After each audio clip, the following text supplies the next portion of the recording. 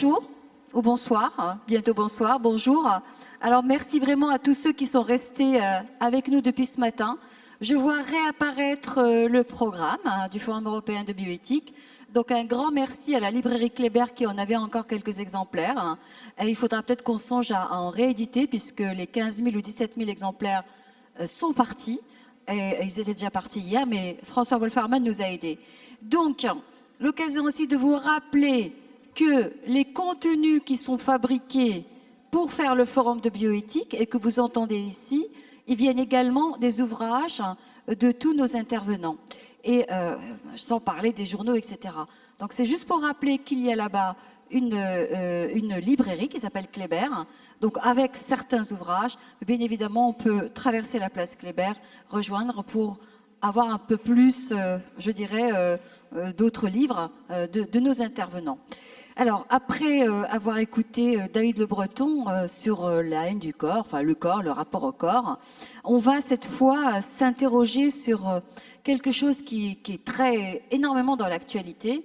En fait, nous faisons l'analyse suivante, c'est que tout ce qui est algorithme, intelligence artificielle, bien évidemment, a toujours été, c'est-à-dire que ce n'est pas né d'aujourd'hui, mais peut-être que quelque part, quand on observe en fait le volume des coupures de presse, des dossiers qui sont consacrés à ça, on voit que ça explose. Enfin, voilà, quand on regarde l'Argus, par exemple, on fait des recherches, le volume augmente dans tous les sommaires, les journaux, les radios, les télés, partout, les réseaux sociaux, à partir de cette date du fameux jeu de Go, où donc un humain a été battu par un robot. Donc il s'est passé là quelque chose, et nous imaginons qu'il y a eu une prise de conscience vraiment importante, en tout cas de par les médias, les médiateurs, hein, tous ceux qui transmettent l'information au public et à nous tous. Et donc on est en train de se demander, nous, cette intelligence artificielle, d'abord c'est quoi ? C'est quoi l'intelligence artificielle?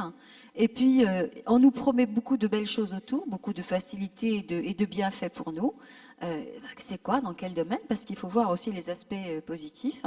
Et puis, on s'inquiète aussi parce que on se dit que cette intelligence artificielle, peut-être qu'elle peut aussi un jour se retourner, ou se retourne-t-elle déjà, contre nous. Donc, on va essayer un petit peu de rentrer là-dedans, d'essayer de voir de quoi on parle, hein, et d'essayer aussi d'esquisser avec les différents intervenants à cette table ronde, de voir en quoi cela peut être à la fois bénéfique, mais peut-être inquiétant pour les uns et les autres. Je vais donc vous permettre, oui, il n'y a pas de dame, messieurs, vous présenter. Didier Kernel, on fait comme si on ne t'avait pas entendu. Allez. Donc, Didier Cornel, vice-président de l'association française transhumaniste Technoproc et également coprésident de l'association HEALS, Healthy Life Extension Society, qui s'intéresse à tout ce qui permet une vie en bonne santé beaucoup plus longue, voire sans limitation de durée un jour. Voilà, et puis Jean-Pierre Mus, informaticien et médecin, concepteur de logiciels pour le monde médical et gérant d'une société d'édition de ces logiciels. D'accord, merci. Bonjour, bonsoir. Vincent Grégoire Delory, alors je suis géophysicien et philosophe, donc je serai un petit peu le naïf de cette table ronde par rapport à l'intelligence artificielle. Naïf très éclairé. Oui. Alors, bonsoir à tous. Je m'appelle Baptiste Petiot, je suis étudiant en terminale à l'école Jeanne d'Arc à Mulhouse. Je suis passionné de technologie et j'interviens ce soir en tant que grand témoin pour répondre à ma manière au sujet de l'intelligence artificielle. D'accord. Et puis, Olivier? Olivier Ami, gynécologue obstétricien et radiologue, et également analyste programmeur. Et je travaille sur la reconnaissance de forme en intelligence artificielle. Et je suis également membre du conseil d'administration de l'Association française pour l'intelligence artificielle. Voilà. Alors peut-être qu'on va commencer par vous. Est-ce que vous pourriez nous, rapidement, comme ça, nous expliquer ce qu'est l'intelligence artificielle? C'est juste pour qu'on sache de quoi on parle. Intelligence artificielle, algorithme, robot, parfois, on aurait tendance à tout mélanger, mais peut-être que l'un sert à l'autre. Alors, qu'est-ce que l'intelligence artificielle? L'intelligence artificielle, c'est un terme générique qui regroupe aujourd'hui beaucoup de choses. Il y a eu plus de 800 milliards d'investissements l'année dernière dans ce secteur. On imagine assez facilement le nombre de corps de métiers qui sont issus de des formations de filières d'ingénieurs ces dernières années. Et ça regroupe donc, on va dire, l'intelligence artificielle forte, qui est la prise de décision basée sur des modèles corticaux, des systèmes multi-agents, et plus généralement, ce qui est plus proche de nous, le deep learning, qui est de l'intelligence artificielle faible et qui permet, à partir d'un grand nombre de données, d'en exploiter statistiquement la connaissance. Et dans quels usages, quelles applications par exemple? Alors, il y a des applications dans à peu près tous Les les plus domaines. courantes et celles qui nous touchent, nous, grand public.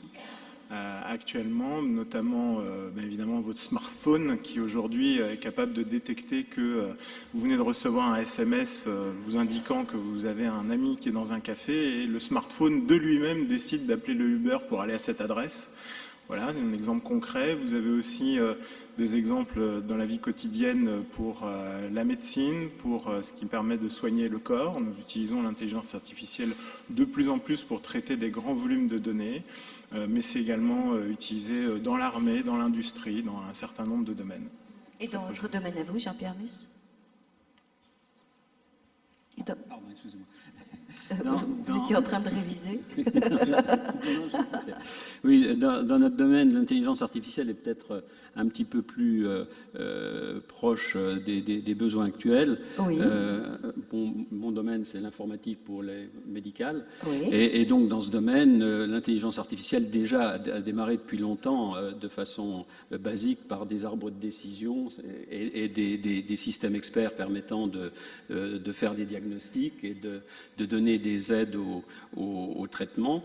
Dans l'avenir, ça va être beaucoup plus présent, puisqu'on va pouvoir effectivement, avec les big data en santé, mais enfin c'est une autre séance qui nous attend demain, avec les big data en santé, de pouvoir utiliser tous les outils d'intelligence artificielle pour traiter tout cet ensemble de données et essayer de trouver des pistes pour améliorer les traitements, pour personnaliser les traitements en fonction des individus. Enfin bon, on en parlera peut-être de ça plus précisément. On va en parler là, de suite. Moi, je vous propose qu'on l'aborde de suite, c'est-à-dire ce côté médical, hein, puisque nous sommes au forum de bioéthique, c'est vrai qu'on peut aborder beaucoup de sujets, mais dans le domaine médical, est-ce que vous pourriez nous donner des exemples? Par exemple, est-ce qu'on peut imaginer que l'on s'achemine, grâce à ces outils-là, tout doucement, à ce que ces systèmes experts puissent remplacer un médecin dans le diagnostic? Est-ce que c'est déjà le cas ou pas? Bah oui, c'est déjà le cas. Voilà. On sait pertinemment que j'allais dire un ordinateur, ou plus exactement un pool d'ordinateurs est capable de maîtriser une quantité d'informations absolument énorme qu'un médecin ne peut pas lui-même maîtriser, parce qu'il n'a pas à la limite pas la connaissance, et donc il y a des exemples de détection de pathologies particulières. Je crois que Watson, qui est un système d'ordinateur qui a été mis en place par IBM, a permis de prévoir une leucémie chez une personne à partir de signes très rapidement, alors qu'en fait, le corps médical aurait mis beaucoup plus de temps pour le trouver. Donc aujourd'hui, c'est surtout dans le diagnostic que les systèmes experts sont utilisés, mais de façon plus simple, le jour où on fait une prescription et qu'il y a tout simplement un examen des pathologies du patient, des interactions médicamenteuses, et qu'en fait, le logiciel de prescription va dire au professionnel: non, vous ne pouvez pas donner tel médicament avec tel autre, ou bien il faut diminuer la posologie parce que le patient est insuffisant rénal. Ces choses-là sont déjà en place. C'est une certaine manière de l'intelligence artificielle sans être quelque chose d'extrêmement complexe. Et est-ce qu'on évacue certaines choses ou quelque chose? Alors on évacue, non, mais est-ce qu'il se perd quelque chose en utilisant ces systèmes-là de l'intelligence artificielle? Quelque chose peut-être qui est dans le rapport entre le médecin et le patient, dans ce qu'il peut voir, ce qu'il peut entendre, ce qu'il peut ressentir, ou est-ce que c'est... Non, je ne sais pas. Qu'est-ce que vous en pensez? Effectivement, pour l'instant, l'intelligence artificielle utilise des données qui sont issues soit de l'examen clinique, soit d'examens biologiques ou d'imagerie médicale. Il est sûr que le médecin aujourd'hui a tendance à recourir aux examens complémentaires avant de se préoccuper du patient qui est en face de lui. Oui. Et ça, c'est pas dû à l'intelligence artificielle, c'est dû au fait que eh bien, le médecin recourt beaucoup plus aux examens complémentaires, qu'il le décharge éventuellement de sa responsabilité s'il n'a pas fait un examen complémentaire et qu'au simple examen clinique, il est passé à côté d'une pathologie. Donc, en fait, l'intelligence artificielle posera les problèmes que vous évoquez. Le jour où il n'y aura plus le professionnel entre le patient et le médecin, et où le patient ira dans une grande, Oui. une grande cage avec tous les capteurs adéquats, et que l'ordinateur essayera de faire le diagnostic à la place du médecin. Mais ça arrivera un jour. Mais ça arrivera, certainement. Olivier Ami, qu'en pensez-vous? Ouais, je crois que pour l'instant, on en est surtout à utiliser des systèmes d'alerte, d'aide à la décision qui font appel au deep learning, c'est-à-dire qui font appel à l'association statistique entre un symptôme, par exemple, et un traitement dans le temps et dans l'espace. La médecine, pour l'instant, ça reste un art, effectivement, et ça reste le fondement de la relation entre le médecin et son patient. C'est d'ailleurs ce qui est la première garantie de sécurité, c'est qu'en France, par exemple, les données de santé sont sous la direction et la responsabilité d'un médecin obligatoirement. Je dirais que malheureusement, les médecins, comme dans beaucoup d'autres domaines, il n'y a pas d'épreuve d'empathie en première année. Alors c'est plus une question d'éducation, le fait d'avoir un bon médecin ou pas. Alors est-ce qu'on aura un jour un bon robot ou pas pour nous traiter, pour prendre en compte tout le non-dit, prendre toutes les précautions pour nous parler et avoir le tact nécessaire et la mesure pour nous traiter? Ça, je ne sais pas. Alors, je précise juste que nous a rejoint Michael Bendavid. Je vais vous laisser vous présenter, si vous voulez bien. Bonjour, excusez pour mon retard, vraiment, Non, mais je suis sincèrement désolé. C'est vraiment pas un souci, on venait de commencer. Je m'appelle Michael Bendavid et je suis fondateur d'une agence dédiée aujourd'hui à l'intelligence artificielle qui s'appelle Isaac, Oui, en hommage à Isaac Asimov. Oui. Et concrètement, on travaille aujourd'hui sur la capacité à venir utiliser l'intelligence artificielle dans le domaine de la communication, du marketing et d'autres sujets plus divers. oui, d'accord. Donc, par exemple, c'est également un secteur, j'imagine, beaucoup de choses ont été... Ça bouleverse beaucoup de métiers là-dedans. La data aujourd'hui bouleverse l'ensemble des métiers aujourd'hui qu'on appellerait issus de la transformation digitale du monde.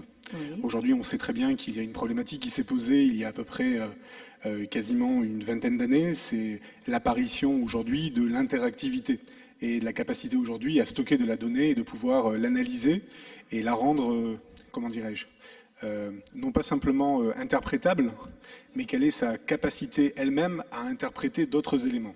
Oui. Et la question qui se pose, c'est aujourd'hui, dans une société comme la nôtre, c'est comment l'intelligence artificielle va être capable aujourd'hui de considérer l'humanité.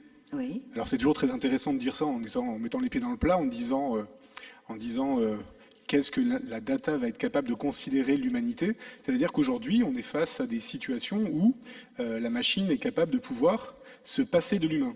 Oui. Et de pouvoir déployer et développer un certain nombre d'éléments qui ont du sens, qui ont de l'interaction.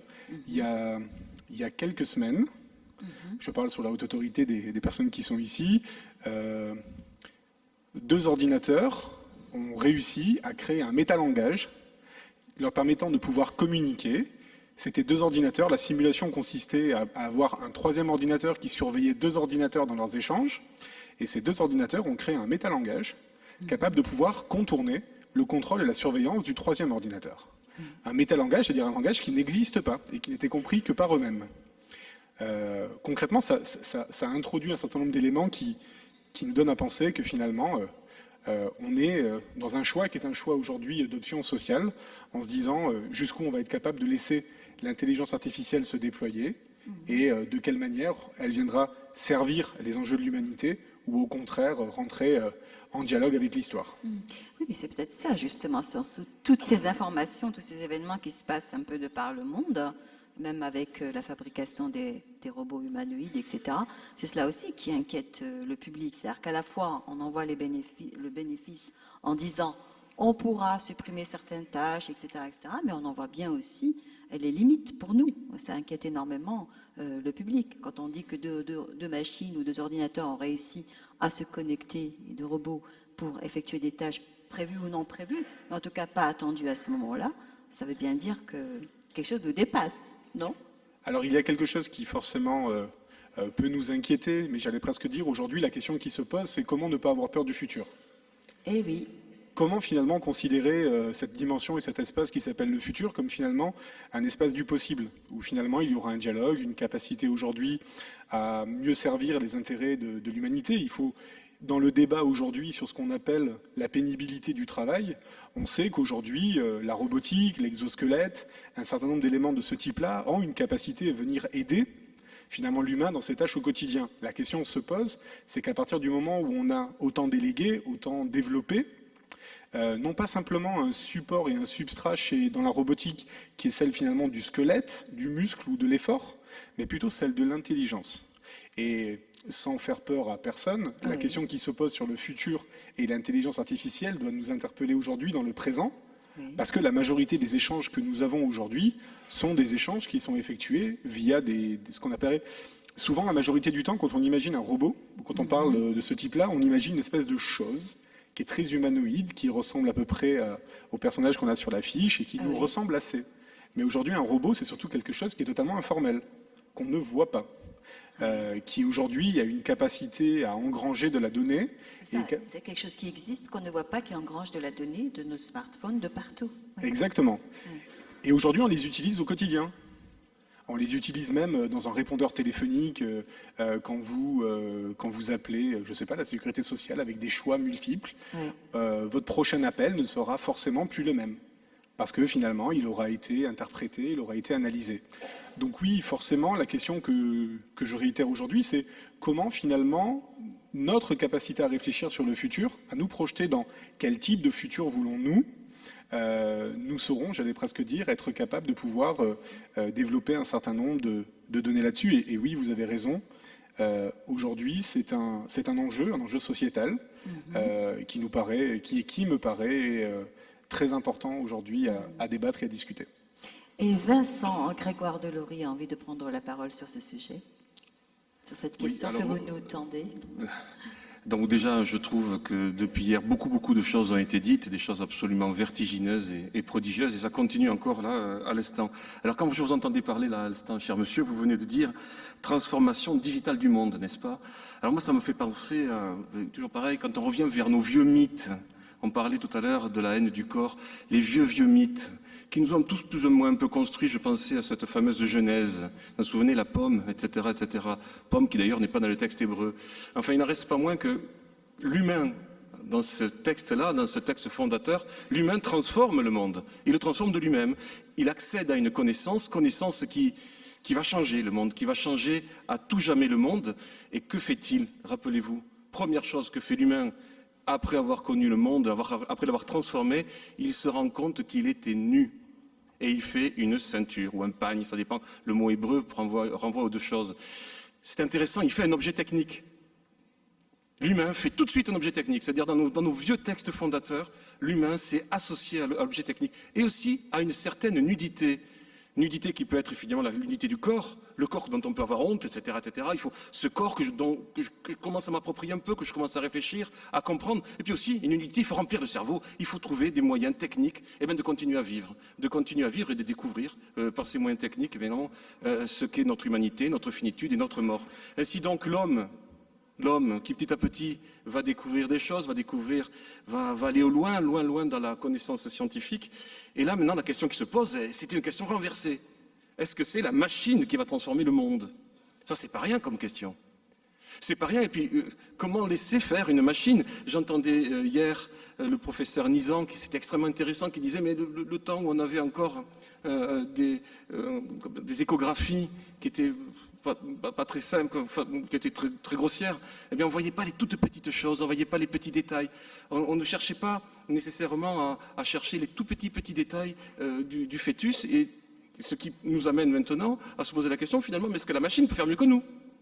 Est-ce que la machine peut prendre un diagnostic? On parlait de médecine à l'instant. Et moi, là où j'aimerais peut-être revenir sur un point qui est un point charnière, c'est que si la machine refait le monde, eh bien, vous savez, en biotechnologie, on peut se poser la question. Je travaille dans un laboratoire de biotechnologie où on modifie le vivant, donc on artificialise le vivant. Mais après tout, pourquoi l'intelligence artificielle d'elle-même ne modifierait-elle pas elle-même un certain nombre de particularité, de fonctionnalité du vivant. À savoir que si l'homme a ouvert un monde, si la machine va ouvrir un monde, peut-être l'ouvre-t-elle déjà dans le vivant, à savoir un vivant qui peut être modifié par la machine, directement par la machine, qui est redesigné par la machine. On peut se penser que finalement, qu'un système intelligent, qu'un système extérieur à l'homme, au vivant, peut lui-même modifier le vivant de l'intérieur. C'est là où je trouve qu'il y a une véritable articulation qu'il faudrait un petit peu réfléchir, à savoir finalement qui suis-je? Car en effet, une prothèse, un ordinateur, c'est pas moi. C'est sûr que c'est pas moi. Une prothèse dentaire, que sais-je, ça je vis avec très bien, il n'y a aucun problème. Mais si je suis modifié par la machine dans mon intimité la plus profonde, dans mon ADN, alors qui suis-je? Quel est le mélange? Vous savez, le fameux terme de mélange, en grec, il y en a deux, mixis, krasis. Est-ce que le mélange, il est hétérogène ou homogène? Suis-je devant une machine et je dis c'est pas moi, mixis, et je peux faire toujours une limite entre la machine et moi, je sais que c'est pas moi. Mais si la machine est en moi, elle devient moi, alors il y a une krasis. Je ne sais même plus si je suis moi ou si je suis un mélange de techniques dans ma propre conscience. Alors là, ça change tout. Le rapport au monde, le rapport à l'autre, le rapport à la relation, le rapport à la nature. Et là, je crois que là, il y a vraiment une question qui se pose par rapport à l'intelligence artificielle. Est-elle en train de devenir moi? Je verrai, vous voyez, une question comme ça, un petit peu à soulever. Alors, je pense qu'on pourra l'approfondir peut-être au cours de ce Est-elle en débat. train de devenir moi? Et puis, comme disait Michael Ben David, comment ne pas avoir peur du futur hein, quand je pense à mon futur? Voilà. Vous voulez reprendre encore la parole avant que je la donne à Didier Cornel? Oui. Je trouvais que la question qui était posée là maintenant était réellement une pierre angulaire finalement de ce débat sur les bioéthiques. Vous avez utilisé un élément qui me paraissait essentiel, c'était de dire finalement si cette machine, cet ordinateur était capable de pouvoir aujourd'hui dans cette donnée m'augmenter, finalement me transformer. Cette transformation aujourd'hui dans cette capacité, ça voudrait dire qu'a priori, l'humain serait un produit fini, serait finalement dans son histoire une chose, un être, avec finalement un destin qui est celui que nous connaissons aujourd'hui. Et il se pose quand même la question, dans toute l'histoire de l'humanité, c'est de se dire, est-ce que finalement on est dans une notion d'un humain en progrès, d'un humain augmenté, d'un humain qui a la capacité aujourd'hui à non plus simplement être dans simplement un cycle naturel de l'évolution, ce dans lequel nous avons été, mais aussi dans un cycle d'une évolution sur lequel il peut se rattacher à une technologie capable de l'augmenter. Et c'est en cela, je pense qu'il y a une vraie question entre la finitude de l'humanité et sa non-finitude. Didier Cornel. Oui. Alors, je voudrais commencer par dire, autant je pense que pour ce qui concerne une vie en bonne santé beaucoup plus longue, il n'y a finalement pas photo pour ceux qui le souhaitent. Donc c'est globalement largement positif, même s'il y a des aspects négatifs. Autant je pense que pour toutes les questions, mais je vais uniquement parler de l'intelligence artificielle dite générale, large, c'est vraiment un domaine, c'est le domaine que moi je définis, le mot a déjà utilisé, comme le domaine des vertiges. Et c'est d'une complexité telle qu'on n'arrivera forcément pas à faire le tour. Et je vais juste dire un certain nombre de petites choses que je pense vraiment importantes. La première, on ne sait pas ce que c'est l'intelligence exactement, on ne sait pas ce que c'est la conscience exactement, mais on a une perception intuitive que la conscience et l'intelligence sont deux éléments d'un tout. Or, il semble bien que non. Il semble bien qu'il est possible de réaliser des machines qui soient, enfin des machines, des logiciels, des applications informatiques, qui soient plus performantes que l'humain, même sur l'ensemble, sans qu'il y ait la conscience. Et donc, les risques liés à l'intelligence artificielle ne sont pas que les risques d'une intelligence, disons, méchante, pour faire simple, mais aussi d'une intelligence non consciente qui détruirait l'être humain sans même s'en rendre compte. Enfin, s'en rendre compte puisqu'elle n'a pas de conscience.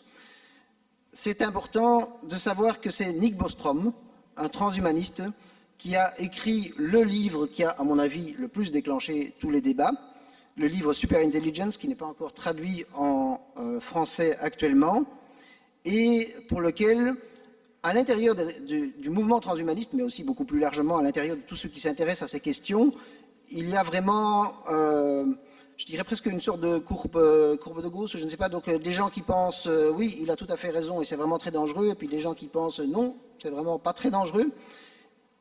Et donc les questions sont d'une extrême complexité. Je voudrais dire aussi que, notamment pour ce qui concerne les transhumanistes, supposer que quelque chose va probablement se passer ne signifie pas souhaiter que quelque chose va probablement se passer. Je vous donnerai un exemple dans le domaine des risques, ce qu'on appelle les risques existentiels, c'est l'expression donnée par Nick Bostrom. Je suppose qu'il y a un risque important que cela se passe mal au point de vue du développement de l'intelligence artificielle et donc tout simplement que l'humanité n'y survive pas. Ça ne veut pas dire évidemment, mais autant le dire quand même, que je le souhaite. La chose suivante aussi, ça c'est plus largement, pour moi, c'est la seule fois que je parlerai d'intelligence artificielle non générale. Il va de soi que les applications de l'intelligence artificielle seront en partie ce que nous en ferons, intelligence artificielle non générale, et que la priorité pour les membres de l'Association française transhumaniste Technoproc, c'est ce qui permet notamment plus d'égalité, plus de progrès sociaux, plus de progrès en matière environnementale et, ça ne vous surprendra pas, plus de progrès en matière de longévité. Et là, je reviens à l'intelligence artificielle générale. Je pense que un des moyens de diminuer les risques, mais c'est un des moyens, il y a beaucoup de choses à discuter, un des moyens de diminuer les risques, c'est de donner comme priorité à ces développements en matière d'intelligence artificielle large, de donner comme priorité tout ce qui permet aux êtres humains, aux femmes et aux hommes, d'être plus résilients, et donc notamment les aspects de lutte contre les maladies liées au vieillissement. Mais donc, encore une fois, je le répète, parce que donc, la question de l'intelligence artificielle est une question d'une vertigineuse, d'une extrême complexité. On a parlé ici, entre autres, de tout ce qui est horizon, mélange homme-intelligence artificielle, d'une extrême complexité. On n'a pas les réponses. Je dis parfois, mais peut-être que si on en votait à l'Association française transhumaniste, je serais minoritaire, mais je dis parfois, moi, si je pouvais appuyer sur un bouton pour interrompre les développements en matière d'intelligence artificielle générale, je le ferais. Mais en fait, on ne sait pas appuyer Alors, sur un on n'a bouton. pas toutes les Voilà. réponses, mais on a quand même des réalités qui sont là. Il y a des scénarios qui se dessinent. Et puis, alors, est-ce qu'il faut arrêter ça? On n'en sait rien. En tout cas, on y réfléchit. Et au moins, l'idée, c'est qu'on soit bien éclairé là-dessus. Voilà, merci. On va vous écouter. Vous êtes notre grand témoin aujourd'hui, avec Michael Ben David, pardon. Donc, toujours du lycée Jeanne d'Arc. Oui, exactement. Alors, Baptiste Potiou. merci. Comme on vient de le voir, les questions sur l'intelligence artificielle sont très complexes. Mais bien que nous n'ayons évidemment pas toutes les réponses, je pense que ça ne veut pas pour autant dire que les questions soient inintéressantes. Et je pense que toutes ces questions sont au contraire primordiales à se poser aujourd'hui. L'intelligence artificielle n'est pas quelque chose de nouveau, ça intéresse et fascine l'homme depuis de nombreuses années. Et ce qui a changé, au contraire, c'est à quel point nous sommes proches de réaliser tous ces rêves, de réaliser tous ces fantasmes, qu'ils soient positifs ou effrayants. Nous sommes techniquement très proches de la réalisation de tout cela, avec le deep learning notamment, qui permet aux intelligences artificielles d'apprendre d'un point de vue très, très complexe, très profond. Elles peuvent apprendre et modifier leurs connaissances, mais pas seulement leurs connaissances, également leur manière de raisonner et leur manière de comprendre une problématique. Donc, j'ai étudié ce sujet sur l'intelligence artificielle, qu'elles soient les intelligences artificielles faibles qu'on utilise actuellement et les intelligences artificielles plus fortes vers lesquelles on cherche à tendre. Et ça a évidemment fait naître de nombreuses questions en moi. Et bien que je me suis donc demandé est-ce que nous pouvons maîtriser ces découvertes? Est-ce qu'elles sont réellement souhaitables? Et est-ce que ces avancées qui nous paraissent fascinantes et magiques ne peuvent pas tourner au cauchemar? Donc de nombreux points ont été abordés auparavant. Je vais essayer d'être assez bref là-dessus. Mais nous vous écoutons. Merci. Oui, non, prenez votre temps, nous vous écoutons, il n'y a pas de raison.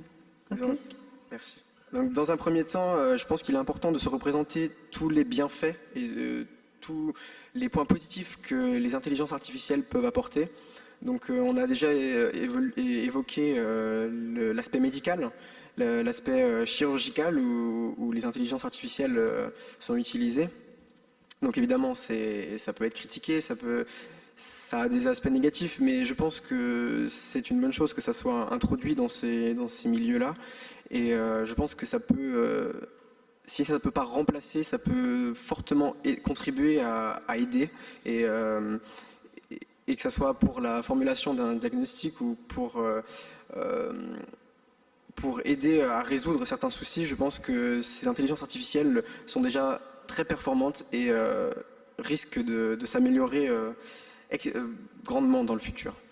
Par exemple, on peut donner les intelligences artificielles sur lesquelles la société IBM a travaillé, notamment Watson, qui a déjà été cité auparavant, qui semble avoir des résultats plus que prometteurs et voire même très satisfaisants. Et je tiens à citer cette entreprise qui considère que l'intelligence artificielle sera amenée à jouer un rôle crucial dans la détection de troubles mentaux et neurologiques à l'avenir. Donc ce sont des troubles évidemment très pointus, des sujets très, très complexes. Et j'ai été assez subjugué lorsque je me suis rendu compte des avancées qui existaient déjà aujourd'hui. C'est pas du futur, c'est actuel.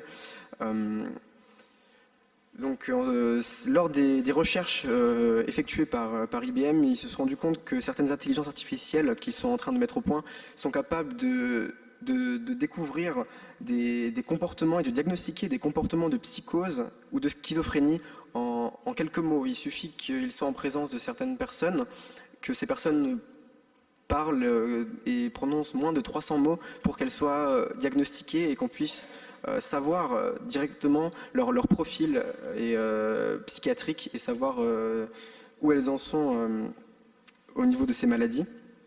Et ce qui devrait être intéressant cette fois-ci plus vers l'avenir, c'est que ces intelligences artificielles seront capables de détecter les syndromes atteints par la maladie d'Alzheimer et de Parkinson et même de donner certains conseils afin de proposer des traitements. Donc ça, c'est évidemment des avantages indéniables de l'intelligence artificielle et je pense que ce n'est qu'un domaine. Il y a évidemment d'autres domaines, mais je pense que c'est un domaine primordial sur lequel c'est intéressant de se pencher. Une autre chose que j'aimerais souligner, c'est que les avancées technologiques sont, comme je l'ai dit avant, assez fulgurantes récemment, puisque la capacité de stockage d'un ordinateur double environ tous les 18 mois. Donc je ne sais pas si on arrive à se rendre compte, mais 18 mois, c'est extrêmement court. Et la capacité de stockage, c'est important, mais ce n'est pas que la capacité de stockage. Cette capacité de stockage, elle augmente parallèlement la capacité de réflexion, si on peut le dire, de ces machines. C'est un véritable raisonnement logique qui est mis en place par un être qui n'est pas humain. C'est un être qu'on arrive à créer, qu'on arrive à faire raisonner. Et c'est, je trouve, quelque chose d'assez fascinant. Cependant, évidemment, ça engendre certains doutes, ça peut faire peur parce que si c'est capable de raisonner, c'est capable de tomber dans des aspects assez négatifs. Et je peux notamment citer Stephen Hawking qui est assez inquiet par rapport à l'avenir des robots. Pardon, je disais, vous l'aimez bien, Ulysse Jeanne d'Arc, hein, mais c'est vrai que c'est un auteur intéressant. Oui, il est assez intéressant en effet, mais c'est pas le seul. Hein. Il y a d'autres personnes non, très... moi j'adore personnellement. Pardon, très je vous laisse terminer. Je pourrais également citer Elon Musk. S'il vous plaît, oui. Elon Musk peut également être cité comme quelqu'un qui est activement engagé contre ces intelligences artificielles. Je pense qu'on peut nuancer ses propos, mais c'est intéressant de voir tous les aspects de ce sujet assez complexe. Donc Stephen Hawking est assez inquiet par rapport au futur. Il considère il a peur que les robots remplacent l'homme. Je ne pense pas que ça soit forcément le cas, mais il semblerait, d'après certains sondages, que environ la moitié des professions qui existent actuellement en Europe sont soit potentiellement remplaçables, soit déjà remplacées par des machines. Et je pense que ça peut pousser à réflexion. Et voilà. Donc, si ça peut pousser à réflexion tant sur le sujet des professions, je pense que ça peut pousser à réflexion sur des sujets encore plus profonds. Et je me suis demandé si nous sommes réellement prêts à accueillir dans notre société actuelle des machines dotées de réflexion, dotées d'un réel pouvoir presque de pensée. Et j'ai par exemple vu une étude que Google a menée. Donc, je pense que Google vous rendez compte à quel point c'est une entreprise géante, c'est une entreprise tout à fait phénoménale, et je pense qu'on a du mal à s'imaginer le pouvoir qu'elle a dans notre monde actuel.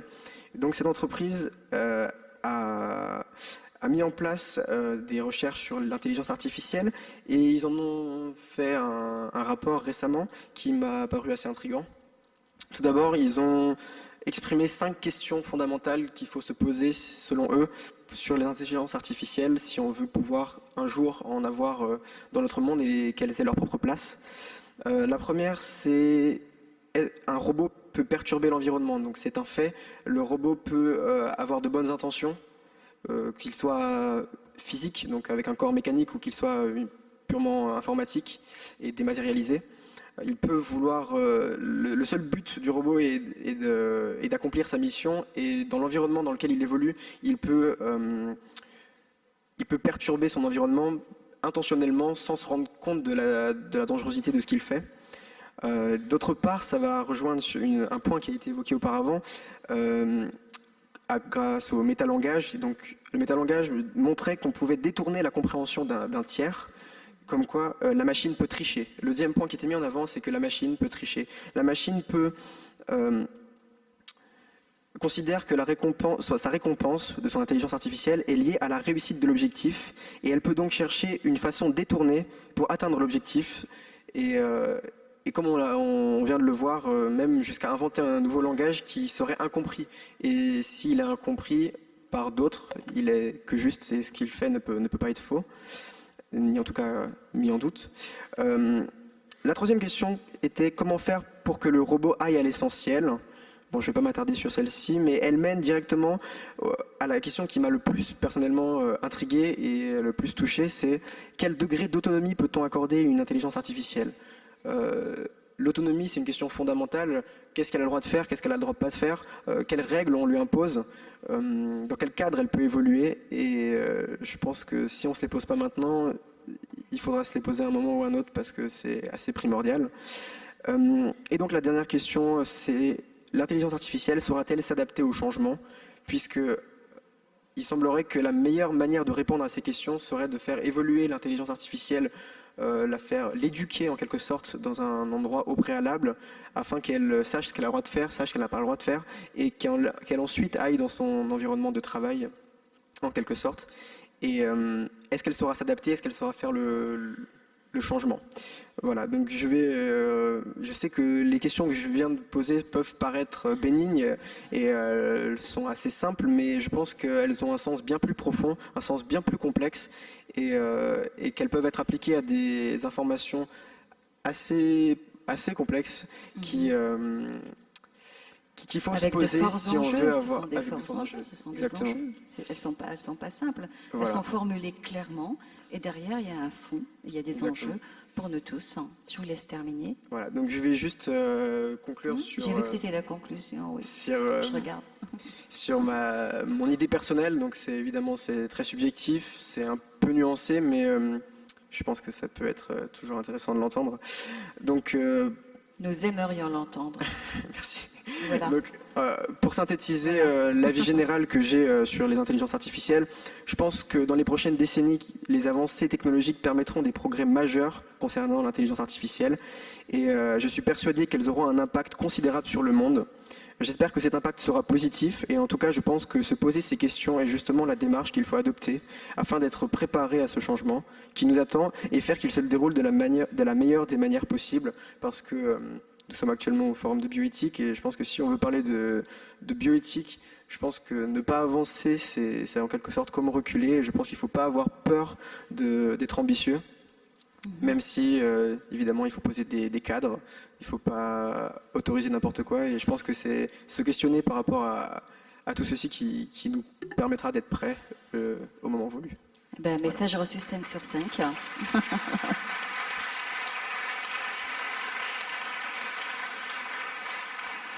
Et en plus, si on ne vous écoute pas, si on ne pose pas ces questions avec vous, bah, de toute façon, c'est vous qui serez là dans l'avenir, hein, dans le futur. Donc ça vous concerne. Je vous propose de passer, de vous donner le micro, de vous donner la parole, ce qui ne vous empêchera pas également, à vous, de dire ce que vous auriez aimé dire avec la salle. Voilà.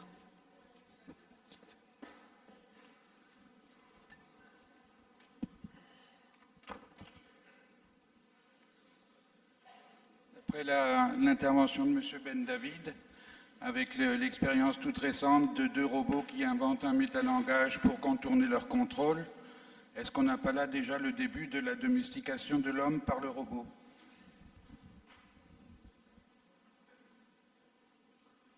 Alors, qui aimerait répondre? Michael Ben David, oui. On va peut-être vous donner, prenez le micro également, voilà. Celui-ci. 1, 2, 1, 2. Ça marche. Très bien. Alors l'un ou l'autre. Fonctionne.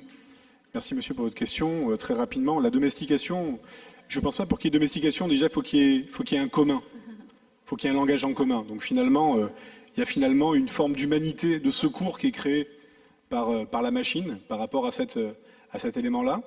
Après, vous reprendrez peut-être la parole. La question qui est importante, c'est que s'il y a un métalangage, c'est qu'il y a une absence de quelque chose.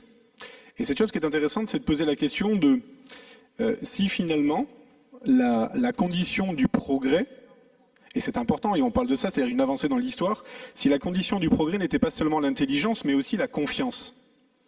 Et c'est important parce que finalement, cette notion-là, elle devient centrale. Elle devient centrale parce que finalement, la robotique n'est qu'à l'image de la morale de l'humanité. C'est-à-dire que c'est une projection de l'humain. Ça n'est pas aujourd'hui, cette intelligence artificielle n'est pas, finalement, vous utilisez un mot qui s'appelle la domestication de la machine, de l'humain par la machine. Comme si finalement on projetait ce rapport que nous avons à la nature et à l'animalité, c'est-à-dire de la combattre ou de la domestiquer, et si finalement la machine n'était qu'un effet miroir. Alors je ne sais pas si elle est cette domestication, mais ce qui est certain, c'est que c'est une projection en tout cas de ce que nous sommes nous-mêmes vis-à-vis du monde dans lequel nous vivons. Et plus nous serons moraux, plus nous serons des individus moraux, plus nous aurons cette capacité aujourd'hui à développer un rapport de progrès et d'intelligence, et au sens où, et pour conclure, il ne suffit pas de parler d'intelligence artificielle, mais de se dire qu'aujourd'hui, j'en parlais avec la personne à côté de moi, et c'était extrêmement intéressant de se dire qu'aujourd'hui, la question était le commun. Et face à l'intelligence artificielle, est-ce que la réponse n'est pas l'intelligence collective? Ok. Israël Nizan. Je voulais poser une question. La semaine dernière, dans une très grande revue médicale, on a comparé la performance du diagnostic de cancer de la peau entre un ordinateur et 3 grands professeurs de Yale, et l'ordinateur a gagné. C'était plus difficile que le jeu de Go. Mais on sait déjà ça pour la radiologie. Demain, les ordinateurs seront plus performants que les radiologues. Ils le sont de quelques pourcents aujourd'hui, mais ils le seront de 50 à 60% d'ici quelques années. Ma question est la suivante. Est-ce qu'il n'y a pas des métiers qui vont complètement disparaître, complètement remplacés par une plus grande performance? Et cette question nous impacte tous parce qu'aujourd'hui, la Google Car a moins d'accidents qu'un chauffeur, mais de quelques pourcents de moins. Mais quand il y aura 100% d'accidents de moins avec une Google Car, est-ce qu'on nous autorisera encore à conduire nos voitures? Demain, si j'ai un cancer, je voudrais qu'on aille consulter Watson pour savoir quelle est la meilleure solution, mais les gens auront encore le choix entre demander à leur oncologue et à Watson. Mais quand Watson sera 100 fois meilleur que le meilleur des oncologues, est-ce qu'il restera encore une place? Et si oui, quelle place nous restera alors qu'on ne parle que d'intelligence artificielle faible, et puisqu'on n'a pas encore mis le pied dans l'intelligence artificielle forte? Alors je ne sais pas, Olivier Ami peut-être pour la radiologie? Olivier Ami, puis Vincent Grégoire Delory. Et on reviendra à la salle. Alors, ça en vient à une des deux questions qui étaient posées sur le thème de la table ronde d'aujourd'hui, qui était à qui profite l'intelligence artificielle. Il est clair que autant les entrepreneurs, mais surtout les usagers, ont appelé de leur vœu la mise à disposition mondiale et transparente de la connaissance, de l'apprentissage. Et donc, ça s'est fait au détriment de la vie privée. La vie privée, plus tard, sera peut-être plus présente. Elle est déjà bien entamée. Et au niveau médical, il est évident que ça a des conséquences notamment parce que, on est aujourd'hui, moi c'est mon boulot de me battre contre la mort, contre les maladies. Ça a des effets pervers. Pour prendre un exemple tout bête, l'évolution de l'humanité s'est fait autour de la naissance. Depuis toujours, quand on est, il y a une sélection naturelle par le bassin avec des mortalités en couche très importantes le siècle dernier. Et depuis qu'il y a la césarienne, par exemple, on ne meurt plus en couche. Et donc, on a des bassins de plus en plus petits, des cerveaux de plus en plus gros. Donc, il y a une évolution. L'OMS a démontré il y a 3 mois qu'il y avait une évolution de l'humanité liée à l'intervention des médecins. Et donc, la médecine s'est emparée de l'intelligence artificielle actuellement pour designer des prothèses, pour faire de l'homme augmenté son prochain cheval de bataille, poussé par les marchés. Et à ceci près que quand il s'agit de pallier un déficit ou de remplacer une fonction d'un organe, c'est très bien, mais à partir du moment où on a la possibilité de voir les ultraviolets ou les infrarouges, pourquoi pas s'équiper. À partir du moment où on a la capacité non plus de simplement corriger quelque chose, mais d'aller plus loin, de transformer l'ADN, de faire du CRISPR-Cas9 et puis de rajouter quelques petits gènes pour optimiser tout ce qui nous manque, de pouvoir vivre les années qu'on n'aurait pas vécues sinon. Évidemment, il s'agit là plus seulement d'abolir la sélection naturelle et de contraindre l'évolution, mais désormais d'optimiser et d'enrichir le corps humain. Et donc les médecins vont devoir, comme toutes les autres professions, prendre en considération cette mutation sociétale qui est en train de se produire, qui s'est produite à vitesse grand V, et pour laquelle la plupart des métiers vont devoir s'organiser autour de l'intelligence artificielle. Alors, Vincent Grégoire Delory. La première chose, vous avez parlé de Google Car. Alors ça tombe bien, moi je n'ai pas le permis de conduire, je ne sais pas conduire du tout. Mais je me dis aussi qu'une voiture sans chauffeur, il faudra programmer des algorithmes qui permettront de réagir en cas d'impondérable. Un enfant traverse la route, on l'écrase ou je me mets contre un arbre. Qu'est-ce que va choisir la voiture? Ouais. Est-ce que l'enfant a été tué? Oui, mais il a été tué par un algorithme. Là, pour le coup, ça aurait pu être moi. Mais en tout cas, il faudra que la voiture choisisse si elle fait un détour ou pas. Là, déjà, je crois que c'est quelque chose d'important. C'est-à-dire que là, on a quand même des vies humaines en jeu liées à un algorithme qu'il va falloir travailler pour justement permettre de prendre une décision. D'autre part, pour la médecine, ce que vous disiez hier était tout à fait intéressant. Imaginons tout simplement qu'on prenne toute cette salle ici et on va tous joyeusement nous faire séquencer notre ADN. Et nous obtenons donc des informations. Et je parle sous votre contrôle, professeur Nizan, je pense que si on se fait séquencer notre ADN à tous, nous avons tous des horribles maladies. Des choses atroces, des mutations, des choses que vraiment, rien que d'y penser, on en a peur. Faut-il le savoir? Car en effet, je ne sais pas. C'est une chose, j'ai une certaine calme, sérénité. Je le sais, ça peut m'angoisser. Et enfin, la machine, effectivement, vous parliez de diagnostic. Une machine peut connaître beaucoup de choses, peut du moins brasser énormément d'informations. Mais il ne reste pas moins que le médecin, c'est lui qui va me l'annoncer. C'est lui qui va m'accompagner. C'est lui qui va être avec moi dans ma souffrance, dans ma faiblesse. C'est lui aussi, le médecin, qui aura sa propre faiblesse. Je ne sais pas, quand on ne peut pas se mettre à la place d'un médecin qui annonce, tout simplement annoncer la chose, comment on fait. Là, on est dans l'humanité. Donc, qu'une intelligence artificielle soit en amont pour connaître, donner des informations, c'est une chose, mais je pense qu'effectivement l'interface, tant que nous aurons une interface humaine, tant que nous aurons une interface pour nous aider dans notre faiblesse, alors là, oui, on restera encore humain, oui. Alors, 2 prises de parole ici, 2 demandes de parole. Monsieur, puis après vous, madame. Bonjour, je m'appelle William. Je suis statisticien en fait, et je trouve qu'il manque un mathématicien dans cette assemblée, à peu près. Donc, je suis content de pouvoir prendre la parole. Ce que j'aimerais déjà remettre en place, c'est qu'on a beaucoup parlé de données, de flux de données. Et ce qu'il ne faut pas oublier, c'est que la donnée, ça se paye. Ça a un coût énergétique fort. et que pour l'instant, faire des requêtes Google, traiter de l'information, ça consomme énormément de l'énergie. Il n'y a pas vraiment de politique là-dessus. Et on brûle beaucoup d'énergie pour maintenir des flots de données en ligne, et c'est vrai. Et là où je voudrais réagir, c'est surtout qu'on traite les intelligences d'êtres ou de choses comme ça. Et en fait, quand on se penche sur les algorithmes, il n'y a pas de logique. Je veux dire, ce n'est pas des assistants de preuve, ça n'a pas de logique interne. C'est que fonction de ce que on lui met en entrée ou ce qu'on va lui faire apprendre. Et je trouve qu'il y a un aspect anthropomorphique dans le fait de traiter ces intelligences artificielles qui me gêne un peu.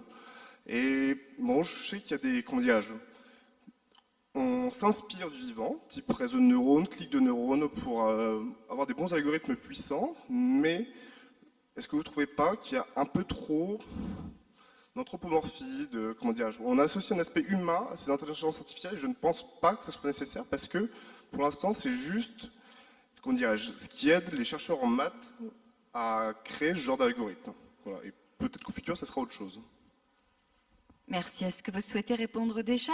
Eh bien, écoutez, Jean-Pierre Must, puis après Olivier Ami, puis après Didier Cornel, et puis après on prendra votre question, mesdames. Oui, je voudrais parler de plusieurs choses qui ont été évoquées précédemment.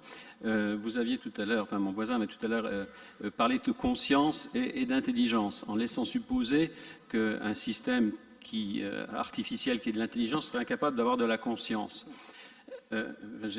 J'ai interprété ça comme ça. Alors en fait, mon propos est de dire que la conscience, c'est quoi? Je vais être peut-être un petit peu choquer les gens, mais la conscience, ce n'est que des processus physico-chimiques qui se passent au niveau de notre cerveau.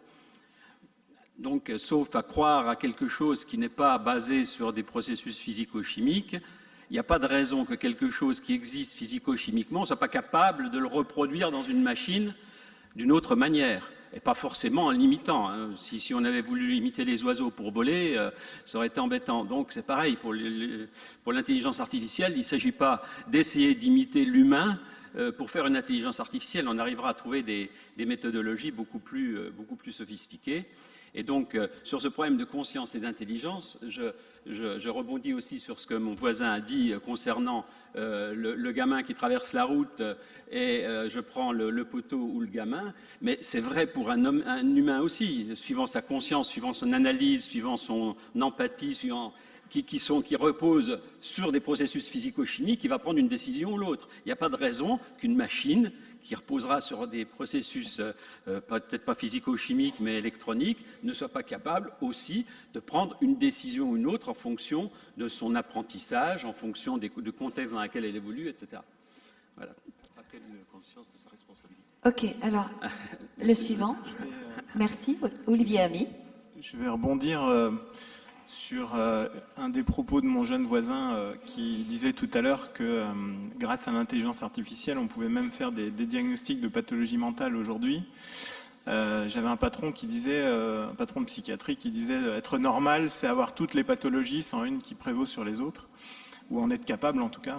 Je crois qu'il y a eu suffisamment de démonstrations que notamment par des psychiatres américains, qu'on peut tromper un médecin aussi en simulant une pathologie.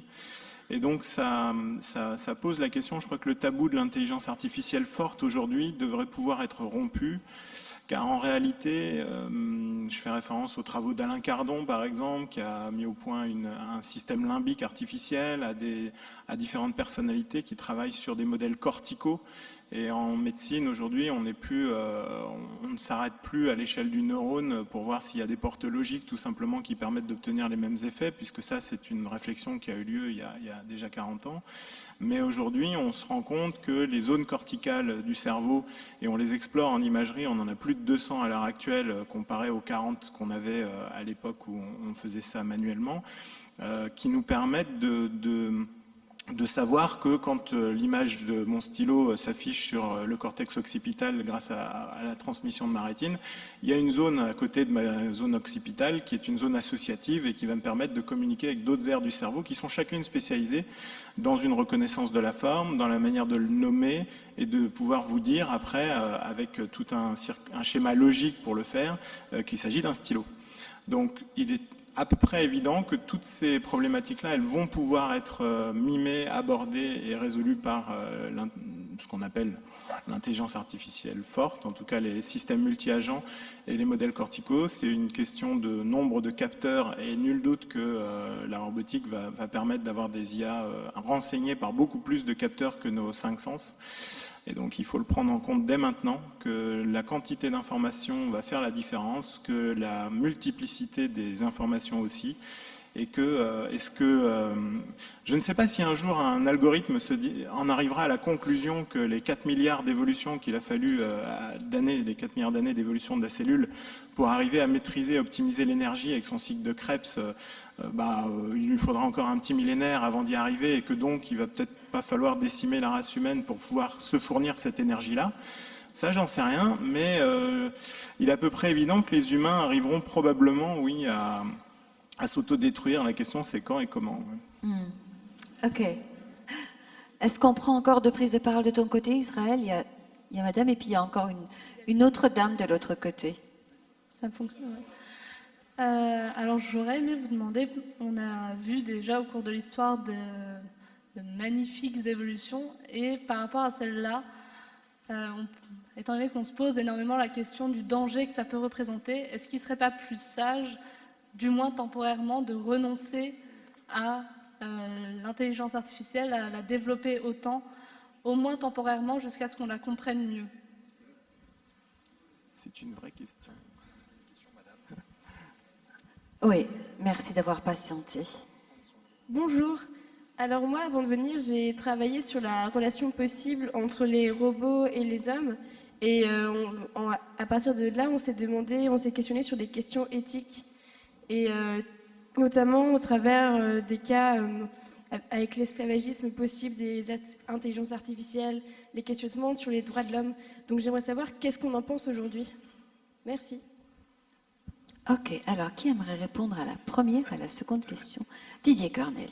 Oui, donc j'aimerais répondre à la première question parce que c'est vraiment pour moi une question tout à fait fondamentale. Est-ce qu'il ne vaudrait pas mieux arrêter?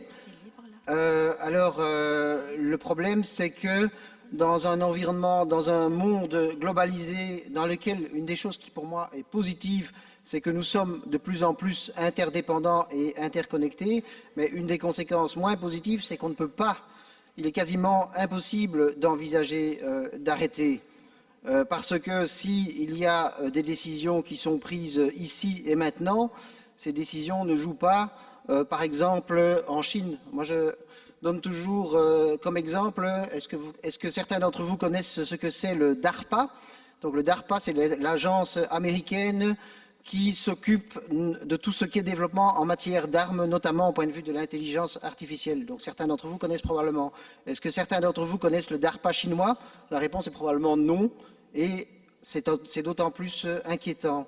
Donc pour moi, une des pistes, j'ai dit, c'est de mettre l'accent sur ce qui concerne la longévité, mais une autre piste, c'est tout simplement, donc je veux dire, on a encore relativement inventé peu de choses qui sont mieux que, malgré les imperfections, la démocratie et les choix politiques collectifs avec des autorités publiques. Donc une des choses qui est, à mon avis, plus que souhaitable dans ce domaine-là, c'est d'avoir des moyens publics consacrés à l'étude des risques dans ce domaine-là, mais aussi dans d'autres. Et puis alors, finalement, dans les risques dits risques existentiels, les plus grands sont probablement ceux qu'on ne sait pas, les risques qu'on n'imagine pas encore. Et donc le fait qu'il y ait notamment un débat comme ce débat-ci est une prise de conscience du risque et donc une diminution du risque. J'ai encore bien de choses à dire, mais je sais que je ne pourrais pas, mais je voudrais en dire une sur l'intelligence artificielle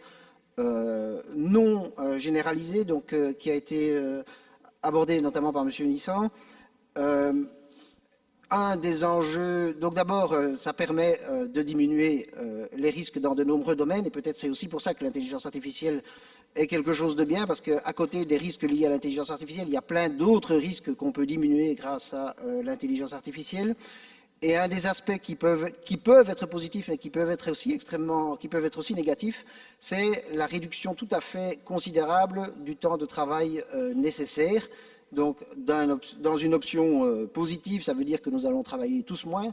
Dans une option négative, ça veut dire qu'un certain nombre de gens vont se retrouver sans emploi, mais aussi sans revenus. Et ça, c'est encore un enjeu collectif. Je m'arrête là. Sur la deuxième question.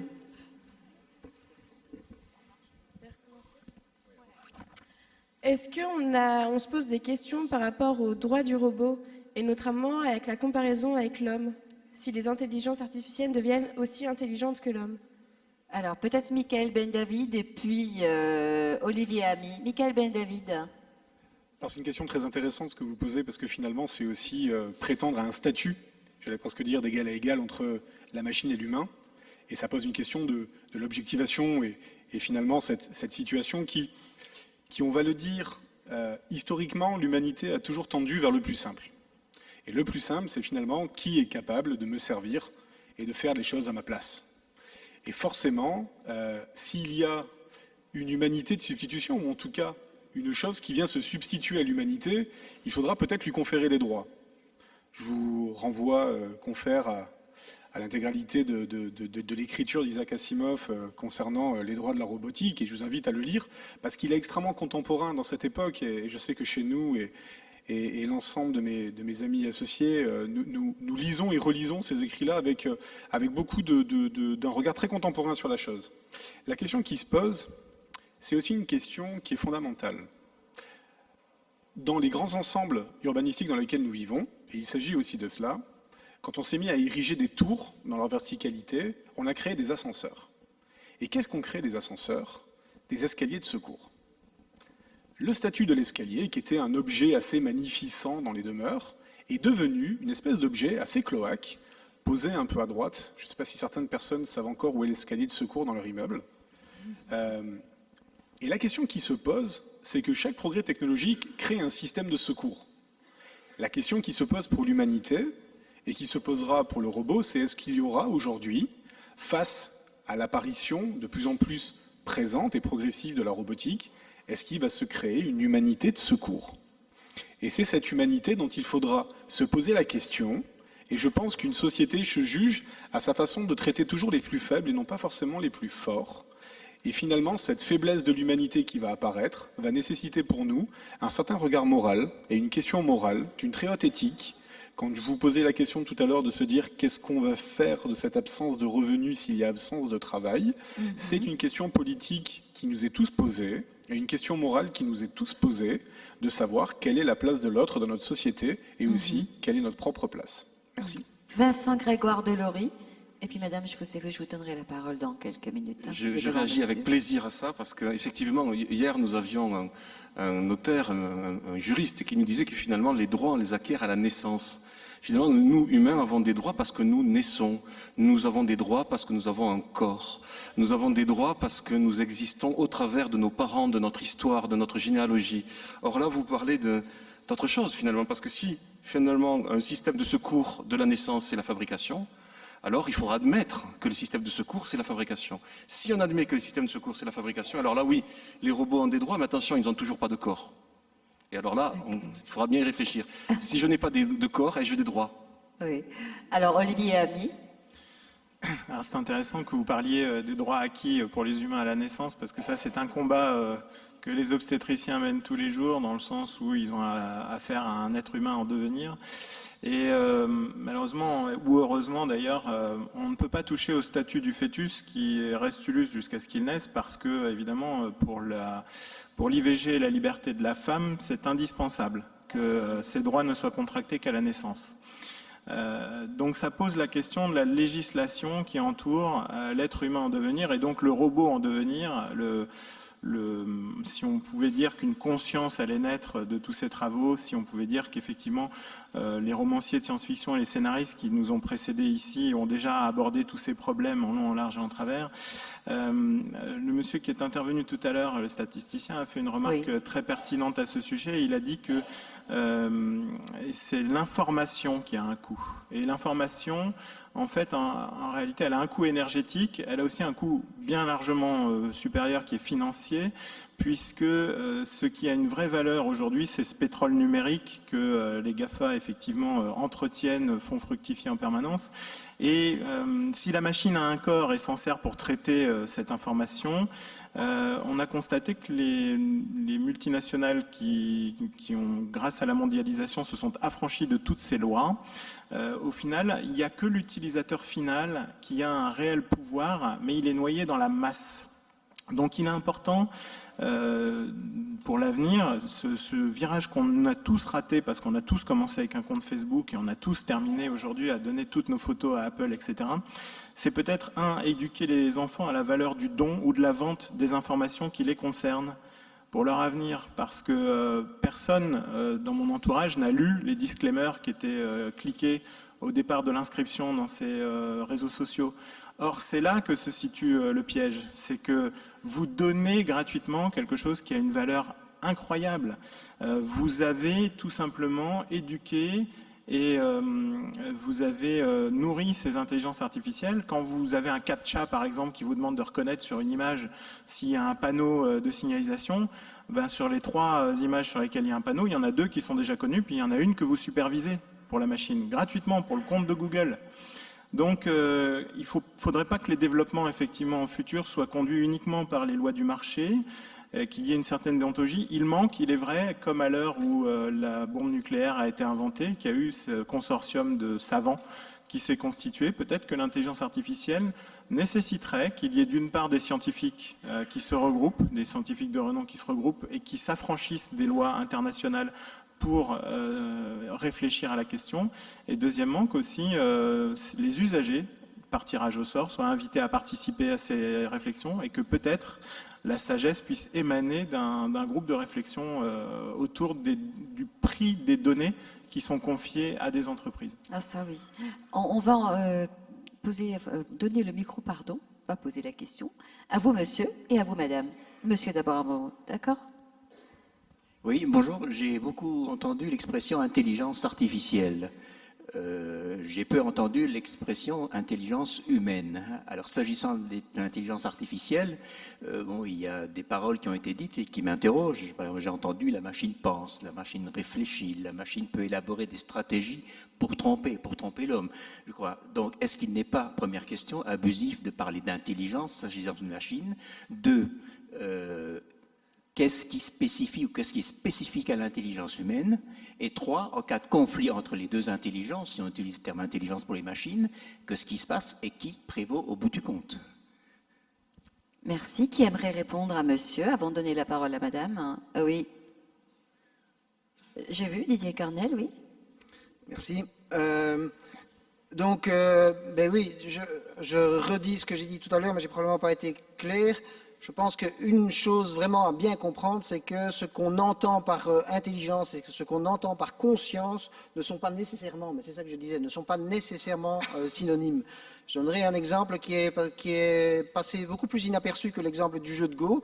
C'est ici, début 2017, une intelligence artificielle est en train de gagner au poker, pour ceux qui connaissent Texas Hold'em, dans sa version non sans limite. Et donc, le poker est considéré comme à la fois, c'est un jeu de hasard, mais dans lequel la dimension psychologique est extrêmement importante. Et donc, même dans ce domaine-là, l'intelligence artificielle dépasse aujourd'hui l'être humain, mais il n'y a pas, en tout cas, il n'y a pas pour autant qu'on sache jusqu'ici, de conscience. Donc, et qu'est-ce que c'est que l'intelligence, qu'est-ce que c'est que la conscience? C'est extrêmement complexe, mais jusqu'ici, il semble raisonnablement certain que l'intelligence humaine dépasse l'intelligence artificielle.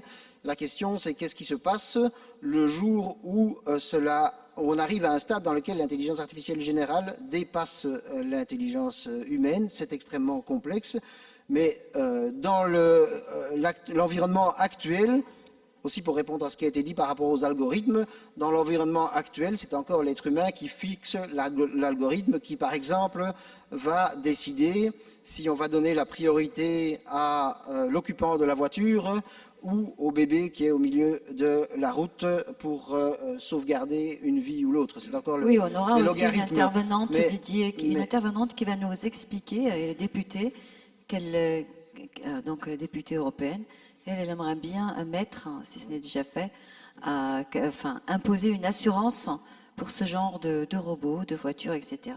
Une assurance, voilà. Oui. Vincent. Cher monsieur, vous posez une question qui est une question vraiment extrêmement troublante parce qu'en fait, vous posez la question de savoir ce qu'est un homme. Car en effet, l'intelligence, on peut la mettre, on peut la définir de mille et une manières différentes, mais je pense qu'il y a une chose qu'il faut voir, c'est que certes, un être humain peut brasser des informations, plus ou moins les comprendre, les digérer. Mais nous, les êtres humains, nous avons des sentiments, des sensations. Si je vous demande, cher monsieur, pourquoi vous aimez telle ou telle personne, peut-être allez-vous me répondre au début un petit peu. Et puis rapidement, vous allez peut-être me dire, mais écoutez, premièrement, ça ne vous regarde pas. Et puis deuxièmement, j'en sais rien moi-même. Souvent, on sait pourquoi on n'aime pas les gens, mais on sait beaucoup moins pourquoi on les aime. Il y a de l'empathie chez nous, il y a du sentiment, il y a quelque chose qui fait que notre information, ce que nous brassons, n'est pas qu'une information. C'est aussi transféré, transmis au travers de la relation à l'autre. Et je crois que ça, c'est vraiment typiquement humain. Est-ce qu'une machine peut rentrer en empathie? Est-ce qu'une machine, la machine Google, est-ce que si elle écrase quelqu'un, est-ce qu'elle aura un regret? Est-ce qu'elle aura une responsabilité? Nous, les humains, nous nous responsabilisons les uns par rapport aux autres, y compris de manière transgénérationnelle. C'est ce sentiment-là qui est extraordinaire. Est-ce que ce sentiment peut être simplement associé à de la pure physico-chimie, que ce soit porté par la physico-chimie, que ce soit entièrement défini par la physico-chimie? J'en suis pas sûr. Oui. Jean-Pierre Musso, vous vouliez intervenir? Justement, j'allais redire ce que j'ai dit tout à l'heure, à savoir que sauf à croire à quelque chose de supérieur qui n'a pas de support physico-chimique, oui. L'empathie, l'amour de quelqu'un d'autre, etc., et sur un support physico-chimique avec des capteurs qu'on maîtrise peut-être pas. Aujourd'hui, peut-être que votre conjoint envoie des ondes électromagnétiques qui sont captées par un sens dont on n'a pas la notion, mais qui existent. Vous voulez dire que tout est biologique et chimique, c'est ça que tout est biologique, physique, chimique. D'accord. Et donc, à partir de ce moment-là, il n'y a pas de raison qu'on ne soit pas capable de le reproduire avec une machine. C'est ça. Donc, on est biologique, chimique, et donc on peut reproduire facilement avec des machines. Je pense que ça, c'est un point de vue, effectivement. Madame.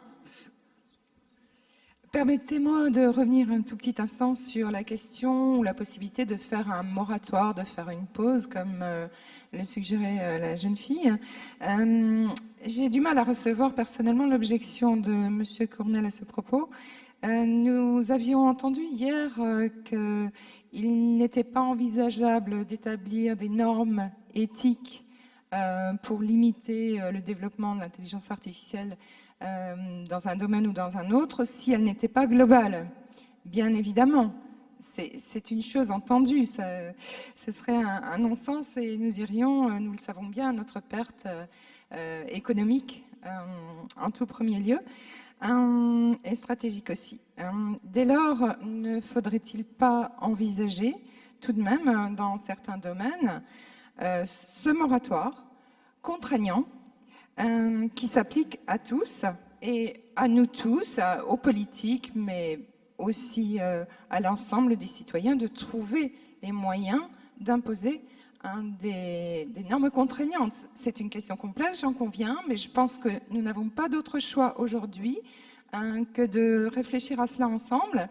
Et par ailleurs, je pense que dans le domaine du travail, là c'est très clair, ne pourrait-on pas limiter le développement de l'intelligence artificielle faible au domaine des tâches vraiment pénibles, de façon à laisser une place dans le travail, je pense aux qualifications moyennes, etc., qui doivent pouvoir, grâce au progrès de l'éducation, être accessibles à de plus en plus de personnes, mais aussi demeurer le privilège de l'humain. Merci. Alors Israël Nizan, par rapport à l'idée du moratoire, sa nécessité, sa faisabilité, ton point de vue? Les moratoires n'ont de sens que pour ceux qui les écoutent et en général, ça ne dure pas plus que quelques semaines. Asilomar, en 1976, on ne va pas utiliser le génie génétique, ça fait encore éclater de rire aujourd'hui tout le monde. Les moratoires sont intenables parce que nous sommes dans un monde où si demain le voisin se met à faire quelque chose, et si nous ne le faisons pas, nous aurons des situations catastrophiques. Donc, personnellement, je ne crois plus ni au moratoire, ni aux régulations faites sur un seul pays. Alors, est-ce qu'on est capable de faire des régulations sur toute la planète? J'ai un fort doute parce qu'elles auraient une connotation très, très autoritaire, voire fascisante. Donc, je n'ai pas de réponse à la question à titre personnel, mais peut-être qu'à la table ronde, il y en a qui en ont. Mais interdire l'intelligence artificielle pour des métiers sophistiqués, ben, si on vous démontre que votre radio, elle sera mieux lue par un automate que par le meilleur radiologue du CHU, vous n'aurez pas envie d'interdire la lecture par l'automate. Vous allez dire, ben, j'aimerais bien quand même que l'automate me dise si j'ai une anomalie sur ma radio. Et donc, ce n'est pas un métier pénible, c'est la disparition des radiologues est programmée, la disparition des dermatologues est programmée, et je pense même la disparition des chirurgiens, parce que les robots sont de plus en plus précis, ils arrivent à faire des gestes que les chirurgiens n'arrivent pas à faire, ils font pas la grève, ils sont extrêmement malléables, et donc qui, dans 30 ans, voudra se faire opérer par un vulgaire chirurgien, là où les robots le font si bien. Donc je ne pense pas qu'on puisse limiter et dire on va interdire, ou alors ceux qui se rassurent avec ça, ils doivent peu l'être. Michael Ben-David, vous vouliez intervenir sur l'idée du moratoire? Je m'inscris complètement dans ce que vient de dire le professeur Nizan, un élément très simple. Est-ce que quelqu'un sait dans la salle ce qui a été investi en 2015 par la majorité des capitaux d'investissement dans l'intelligence artificielle? C'est 1,5 milliard de dollars qui a été investi.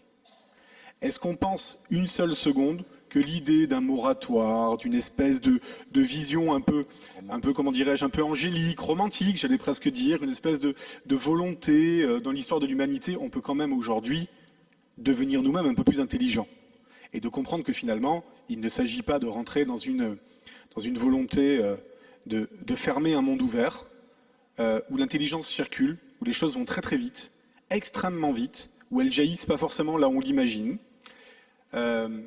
Il y aurait finalement dans ce moratoire une forme de privation aussi. Il y aurait une forme de privation. Quand je dis ça, c'est-à-dire que on aurait peur finalement, on interdirait parce qu'on aurait peur de l'avenir, en ne sachant pas si finalement, a priori, on aurait décrété qu'a priori c'était mauvais, et finalement on ne regarderait pas ce qui peut être potentiellement pour nous. Savons-nous que depuis maintenant 15 ans, il y a plus d'enfants qui sont alphabétisés? Et c'est aussi dû grâce au progrès de l'informatique, grâce au progrès finalement de l'éducation, et que de plus en plus on tend vers un monde meilleur. C'est difficile à croire, hein, c'est difficile à entendre, mais notre monde est meilleur qu'il y a 20 ans. Et je crois qu'il faut aussi avoir cette capacité et d'avoir une forme de courage du progrès pour pouvoir aujourd'hui construire quelque chose qui soit meilleur. Olivier Ami. Après, on a deux demandes de parole, une à gauche et une autre à droite. Je vais essayer de donner une parole un tout petit peu optimiste là-dedans, notamment pour les radiologues qui risquent de disparaître et que je soutiens. En réalité, le corps humain et les humains aussi évoluent. L'humanité évolue. Et ce levier, nous sommes perfectibles. Et nous avons un double perfectionnement possible qui est à la fois biologique et biomécanique. Donc ce n'est pas parce que l'intelligence artificielle fait des progrès dans son coin actuellement que l'humain ne va pas forcément s'adapter et aussi trouver des ressources. Je parlais du CRISPR-Cas9 tout à l'heure, c'était un peu la boutade, puisque de toute manière, vous savez que demain, on sera capable probablement de suivre ces évolutions. Il serait très dangereux pour un Dieu créateur de créer une espèce qui lui serait supérieure. Donc, pour le moment, on n'a pas envisagé que tout ça a été fait c'est fait dans l'intérêt des marchés. Et pour l'instant, l'intérêt du marché, ça n'est pas de disparaître, hop, en une seule fois. Donc, il faut le prendre aussi en considération. Alors, la question dans la salle, hein? Oui, madame. Je voulais juste faire une précision par rapport au moratoire. le droit s'intéresse à ce qui existe, donc à des technologies qui existent actuellement. Donc pour revenir à tout ce qui est séquençage du génome humain, il y a le Comité international de bioéthique de l'UNESCO qui a demandé un moratoire justement sur le séquençage du génome humain si ça a un impact sur la descendance. Donc moi, ce qui me pose problème avec l'intelligence artificielle, de quelle technologie exactement on parle? Qu'est-ce qu'on veut interdire? Qu'est-ce qu'on veut autoriser? Parce que si je regarde le droit, lui, il s'intéresse au droit des robots, à la roboéthique, à l'éthique de la roboéthique. Et en Chine, il y a même une charte d'éthique pour l'utilisation des robots. Et je ne vais pas aller dans les détails de ce que Madi Delvaux elle va dire à une prochaine conférence, mais au niveau européen, il y a déjà un rapport qui s'intéresse à des questions du degré d'autonomie des robots, des questions de responsabilité, des choses comme ça. Donc d'un point de vue juridique, on va s'intéresser à des questions de responsabilité du fabricant. Il y a au niveau européen une directive machine qui s'intéresse à toutes les normes de conformité de ces machines. Donc moi, mon problème, c'est vraiment, si je veux m'intéresser du point de vue juridique, c'est quoi exactement l'intelligence artificielle faible et forte? Est-ce que faible, ça veut dire c'est juste un algorithme? Pour quelqu'un qui ne connaît pas l'informatique, c'est un peu dur de comprendre. Et l'intelligence artificielle, est-ce que c'est quelque chose qui n'existe pas encore? Est-ce que c'est juste la volonté de conférer notre intelligence humaine, qu'on ne comprend pas parfaitement, les neurosciences ne nous comprennent pas complètement? Est-ce que ça, c'est juste une volonté des transhumanistes? Oui. Bon, alors Didier, si vous voulez bien répondre, et puis j'ai encore une demande de parole. Et n'oubliez pas qu'on nous allons arrêter à moins le quart. Ce serait peut-être bien, parce qu'on ne l'a pas fait, de définir exactement ce qu'est l'intelligence artificielle faible et forte. Définition en ce qui concerne l'intelligence artificielle forte.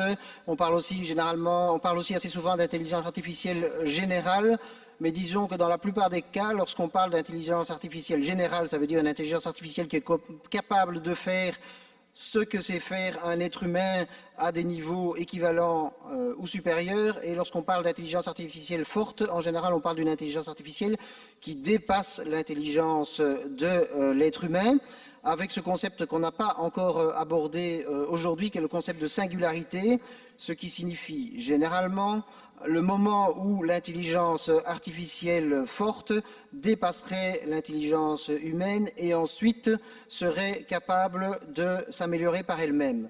Tout ceci sans qu'on soit sûr qu'un jour il y aura une intelligence artificielle forte, ni qu'un jour il y aura ce mécanisme de solidarité.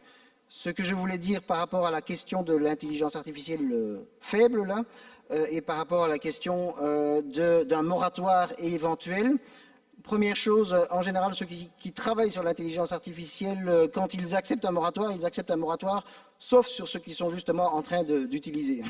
Et donc, et comme les frontières entre les différents types d'intelligence sont floues, en fait, ça veut dire que c'est une difficulté supplémentaire par rapport au moratoire. Mais une autre difficulté par rapport au moratoire, c'est que pour moi, c'est contraire à un principe fondamental de droit, en tout cas fondamental en droit français dans les pays de droit latin, c'est le devoir d'assistance aux personnes en danger. Donc les progrès en matière médicale rendent possible de lutter de plus en plus en matière de santé, en matière de sécurité routière, etc. Et donc de gagner des vies, si on veut dire, enfin de sauver des vies. De préserver des vies. Voilà. Et donc si vous ne le faites pas, vous pouvez avoir à ce moment-là donc une non-application de ce principe large. Et la dernière chose que je veux dire par rapport à l'intelligence artificielle, on va dire faible, c'est que je pensais que je l'avais déjà dit, mais alors je le redis, ça permet une réduction considérable du temps de travail, et cette réduction considérable du temps de travail, c'est un choix après. D'abord, c'est un choix de le faire ou pas, et puis c'est un choix après de réduire le temps de travail de manière globale. C'est vrai que vous nous l'avez dit. C'est vrai. Réduction du temps de travail, mais il y en a beaucoup qui cherchent du travail. Pardonnez-moi, je vais juste prendre la toute dernière question ici, et ensuite je reviendrai avec vous à la tribune, d'accord, monsieur? Je voulais savoir si les systèmes experts sont capables de supplanter les médecins dans le diagnostic et si les robots sont capables de supplanter les chirurgiens dans leurs actions. Je voudrais savoir, en cas d'erreur ou en cas d'accident, où se situent les responsabilités. Ah oui, très bonne question aussi. Olivier Ami. Alors, aujourd'hui, c'est plutôt l'inverse, hein. Le robot a plutôt tendance à être remis en question assez fondamentalement ces derniers mois, notamment parce qu'il faut une demi-heure pour le déplacer, parce qu'il est piloté par un humain pour le moment, et que actuellement, ce qu'on appelle l'intelligence artificielle n'est pas capable à la fois de capter un grand nombre d'informations, mais aussi de le traiter et de restituer une intervention chirurgicale qui va s'adapter non pas juste à une procédure, une recette de cuisine, mais à tout simplement un tissu vivant qui se modifie au fur et à mesure qu'on l'opère. Donc pour l'instant, on en est encore très loin. Si on avait une intelligence artificielle qui effectivement permettait de faire cela, eh bien la question se poserait effectivement à ce moment-là de son libre arbitre, de la conscience, etc., de toutes ces choses que nous, en tant qu'humains, déjà nous avons du mal à définir.